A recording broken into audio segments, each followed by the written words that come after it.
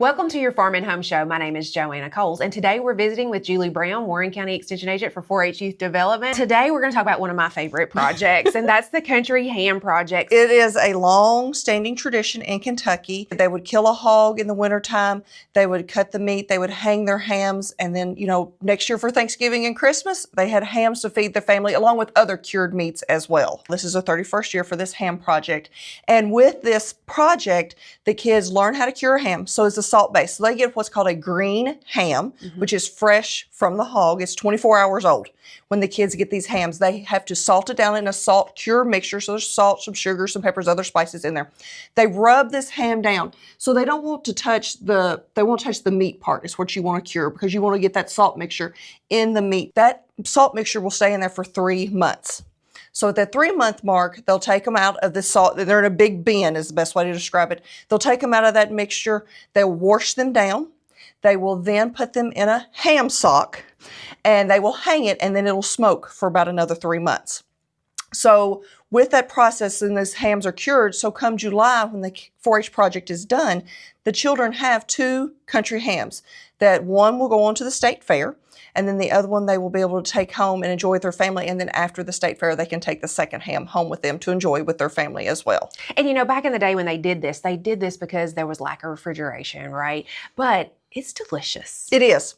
It is. I just cooked some, not too long ago for Thanksgiving. For my family, I used a whole ham one of my children had cured, and then I cooked it for them, for the family. And it's easy. There's different ways we can cook. I've got one here that I'm going to show you today. Perfect for like a breakfast.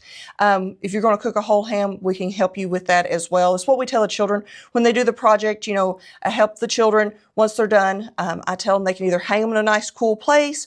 I always put mine in the freezer because then it stays and I don't get that shrinkage that you would get. But I can teach them how to cook a whole ham, or they can get them sliced like this, and then they can cook them in slices. Pan frying is always, a normal thing. This one's cooking in the oven with some brown sugar. So with the slices, when you get it sliced, you want to trim it up. Okay. I use kitchen shears, is what I love. It's the easiest way. You can use a knife, but just trim all that excess fat off.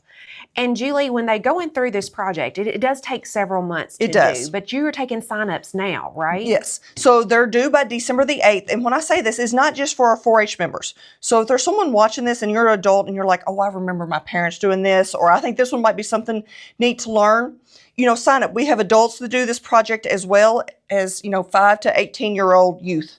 And it can be a family project because I have some that, the parents sign up with them and they do the project, and then the parents do the project as well. So they'll just end up with, multiple hams. Absolutely. Now, there is a cost associated because obviously you have to get the hams. It is $75 for our 9 to 18-year-old 4-H members, or any, youth in the county. And then for the adults, it's $55. Okay. Relatively inexpensive, though.